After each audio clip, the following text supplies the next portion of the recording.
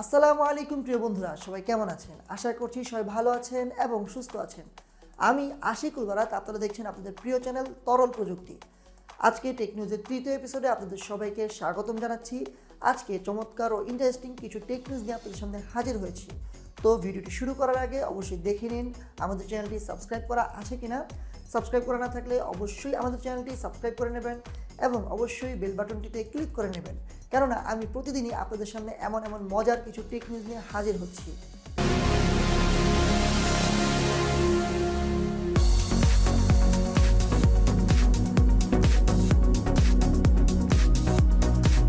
Hello বন্ধুরা, সবাইকে স্বাগতম তরল প্রযুক্তির ইউটিউব চ্যানেলে। আজকের প্রথম যে টেক নিউজ সেটি হচ্ছে OnePlus 9 5G নিয়ে।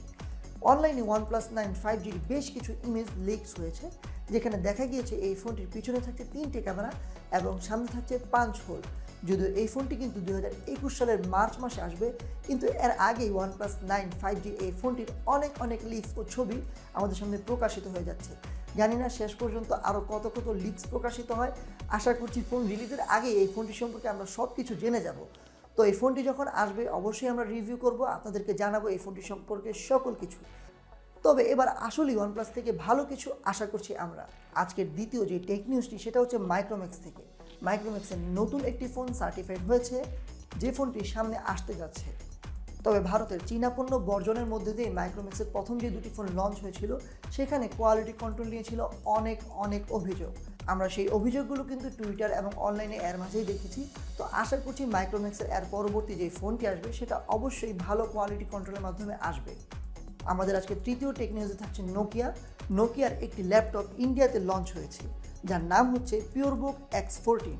বাংলাদেশি টাকায় যার দাম ধরা হয়েছে 59,990 টাকা। খুব শীঘ্রই এই ল্যাপটপটি ই-কমার্স সাইট ফ্লিপকার্টে বিক্রি হবে। মূলত এন্ট্রি লেভেলের ল্যাপটপ এটি, যার ওজন মাত্র 1 কেজি 100 গ্রাম, এবং যেখানে স্ক্রিন হিসেবে থাকছে 14 ইঞ্চির ফুল এইচডি স্ক্রিন। পাওয়ারিংয়ের দিক থেকে এতে থাকছে ইন্টেল Core i5 10 জেনারেশনের একটি প্রসেসর, যেটি 4.2 গিগাহার্টজের টার্বো ফ্রিকোয়েন্সি সাপোর্ট করে। এতে থাকছে উইন্ডোজ 10 এবং 512 জিবির NVMe SSD স্টোরেজ। তো আশা করছি এই ল্যাপটপটি খুব দ্রুতই বাংলাদেশে চলে আসবে এবং বাংলাদেশি ইউজাররা এই ল্যাপটপটি বাংলাদেশে অফিসিয়ালি কিনতে পারবেন। চতুর্থ যে টেক নিউজটি সেটা হচ্ছে অপ্পো থেকে। সামনে আসতে যাচ্ছে অপ্পো এর নতুন একটি ফোন, যেখানে থাকবে 18 ওয়াটের চার্জার, এবং সেই 18 ওয়াটের চার্জারটি 3C সার্টিফিকেশন পেয়েছে। এর মাঝেই ধারণা করা হচ্ছে এই ফোনটি অপ্পো A সিরিজের কোনো একটি ফোন এবং বাজেট সিরিজে এই ফোনটি রিলিজ হবে।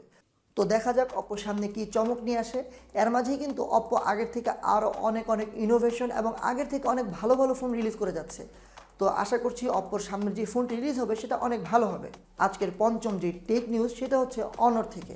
হুয়ার সাবব্র্যান্ড ছিল একটা সময় অনর, যদিও এখন অলরেডি অনর কিন্তু হুয়াওয়ে থেকে স্বাধীন হয়ে গিয়েছে, কিন্তু হুয়াওয়ের আন্ডারে অনর সামনে নিয়ে আসতে যাচ্ছে অনর V40, যেখানে থাকবে 66 ওয়াটের একটি চার্জার, এবং এই ফোনটিতে কিন্তু অ্যান্ড্রয়েড অপারেটিং সিস্টেমই থাকবে। আজকের ষষ্ঠ যে টেক নিউজ সেটা হচ্ছে ভিভো নিয়ে। ভিভো সামনে আনতে যাচ্ছে Vivo V60। আগামী 17 তারিখ গ্লোবাল মিটিংয়ে Vivo V16 এর ছবি রিলিজ হবে, এবং আমরা কিন্তু ছবি রিলিজ হওয়ার সাথে সাথেই টেক নিউজের ছবিগুলো আপনাদেরকে দেখিয়ে দেবো। আজকের সর্বশেষ যে টেক নিউজ সেটা হচ্ছে বাংলাদেশ নিয়ে। এখন থেকে দেশেই তৈরি হবে স্যামসাংয়ের টিভি। এ কারণে আমাদের যে সুবিধাটা হবে সেটা হচ্ছে দেশের বাড়ি থেকে কোনো টিভি যখন আনা হতো, সেই টিভির কিন্তু ভ্যাট ট্যাক্স মিলে টিভির দাম অনেক বেড়ে যেত। তাই এর মাঝেই স্যামসাং বাংলাদেশের নরসিংদীতে টিভির জন্য একটি কারখানা তৈরি করেছে, যেখানে স্যামসাং দাবি করছে বছরে 3 লাখের মতো টিভি তারা উৎপাদন করবে। সো আশা করছি এ কারণে বাংলাদেশের স্যামসাং টিভির দাম অনেক কমে যাবে, এবং দেখা যাক স্যামসাং সামনে আরও নতুন কি চমক নিয়ে আসে। তো টেক নিউজে আজকের উল্লেখযোগ্য খবর ছিল এগুলোই। আশা করছি আমাদের আজকের ভিডিওটি আপনাদের অনেক ভালো লেগেছে। ভালো লেগে থাকলে অবশ্যই ভিডিওটিতে একটি লাইক দিবেন এবং অবশ্যই কমেন্ট করে জানাবেন আপনারা সামনে আরও কী ধরনের টেক নিউজ দেখতে চান। তো অবশ্যই চ্যানেলটি সাবস্ক্রাইব করে বেল বাটনে ক্লিক করে রাখবেন। সবাইকে অনেক ধন্যবাদ। আসসালামু আলাইকুম ওয়া রাহমাতুল্লাহি ওয়া বারাকাতুহু।